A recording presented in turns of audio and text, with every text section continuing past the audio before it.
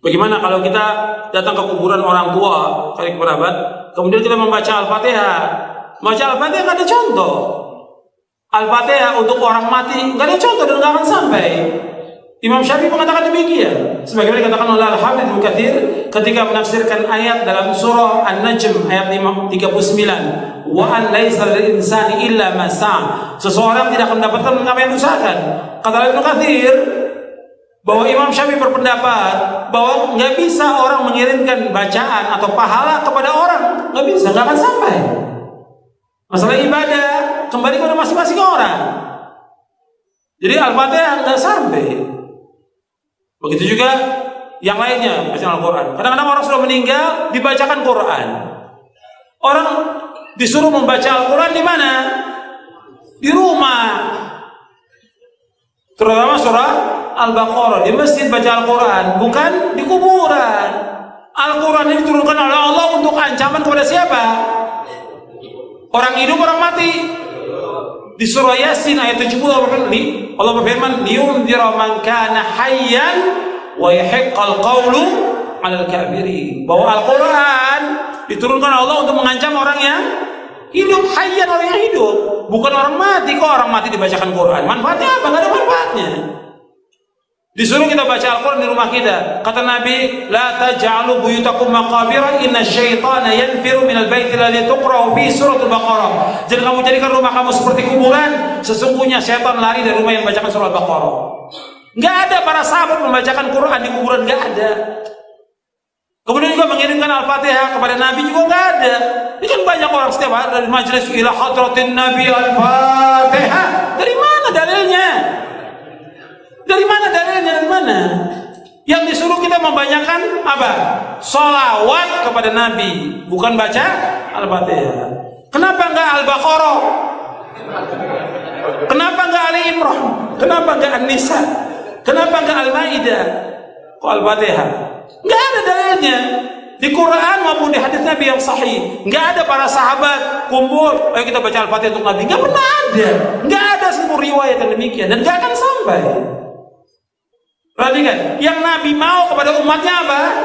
Ittiba, mengikuti beliau, bukan mengirimkan Al-Fatihah. Nabi sudah tempatnya di sorga yang paling tinggi. Nabi itu Firdaus al-A'la yang paling tinggi. Yang pertama kali membuka pintu sorga siapa? Rasulullah SAW. Kita kayak banyak amalan aja ngirimkan Fatihah ke Rasulullah. Disuruh ittiba kepada beliau. Yang Allah perintahkan salawatkan ke Nabi sesuai dengan sunnah. Naila, Apa, Bi? tanya-tanya Bidayah. Ya.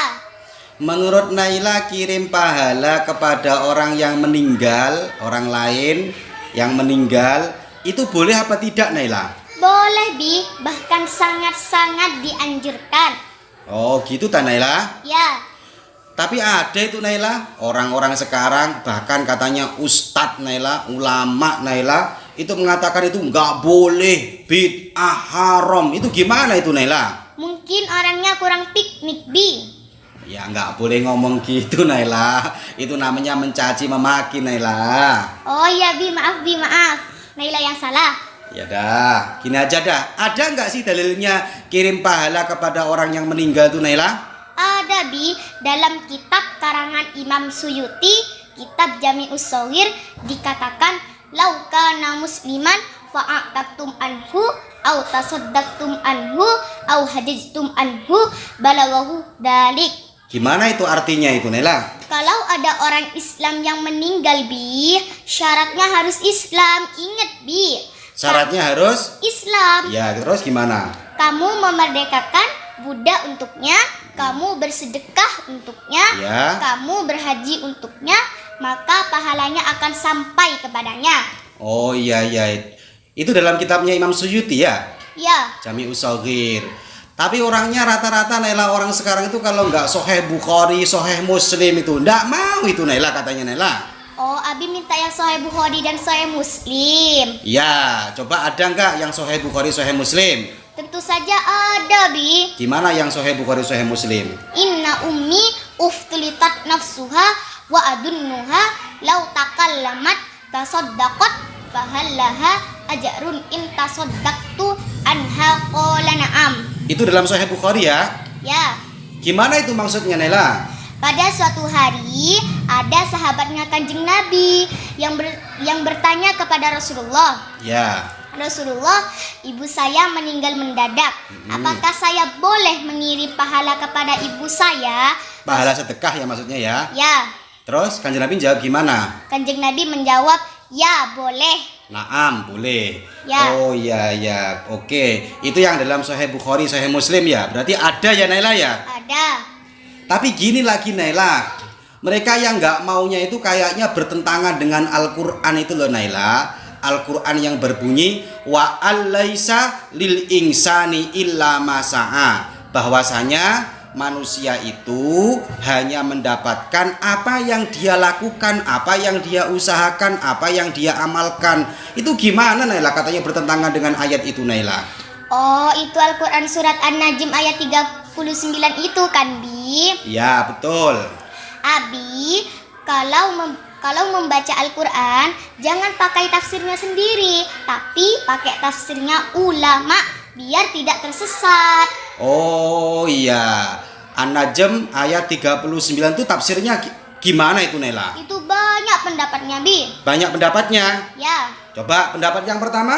Pendapat yang pertama, menurut sahabat Ikrimah, ayat itu hanya diperuntukkan untuk umatnya Nabi Musa, tidak berlaku kepada umatnya Nabi Muhammad. Oh, sahabat siapa? Sahabat Ikrimah Hanya diperuntukkan untuk umatnya Nabi Musa. Kalau umatnya Nabi Muhammad tidak berlaku ayat itu ya? Iya, tidak berlaku. Oke. Terus pendapat kedua. Pendapat kedua, menurut sahabat Ibnu Abbas, ayat itu sudah dimansuh atau dirusak hukumnya karena bertentangan dengan dalil-dalil yang lain. Oh, menurut siapa tadi? Menurut Ibnu Abbas. Ibnu Abbas mengatakan ayat itu sudah dimansuh, Ya. sudah dirusak. Oh iya, berarti nggak boleh dipakai kalau sudah dirusak Naila. Iya. Ya wes, itu sudah dua pendapat. Pendapat yang ketiga. Menurut Mufti Mesir bernama Syekh Hasanain Muhammad Makhluf, ayat itu diarahkan pada pahala yang tidak diniatkan. Kalau diniatkan, ya sampai. Kalau tidak Maksudnya diniatkan untuk diberikan kepada orang lain ya? Iya.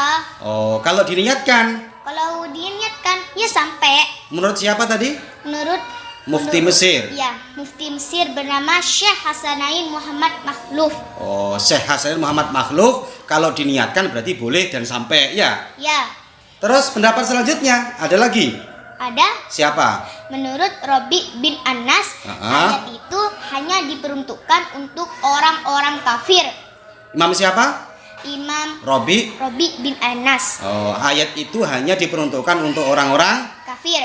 untuk orang Islam. Boleh, Bi. Bahkan menurut Ibnu Taimiyah, barang siapa yang tidak meyakini amal seorang lain itu bermanfaat kepada orang lain, faqad kharaqal ijma', maka dia telah merusak ijma'nya para ulama. Oh, gitu ya. Wadzalika batilun. Berarti menurut Ibnu Taimiyah malah dianjurkan Naila. Malah dianjurkan. Bahkan kalau menurut Ibnu Taimiyah, barang siapa yang meyakini bahwa amal seseorang tidak bermanfaat kepada orang lain, faqad Kharaqal ijma', maka merusak ijma'nya para ulama. Wadzalika Batilun. oh, batal, rusak semua berarti ya. Iya. Oke, berarti memang dari sekian banyak ulama yang ada itu hampir sepakat bahwa mengirim pahala itu boleh Naila ya. Boleh, Bi, bahkan sangat-sangat dianjurkan. Oke, terima kasih Naila. Ya, assalamualaikum.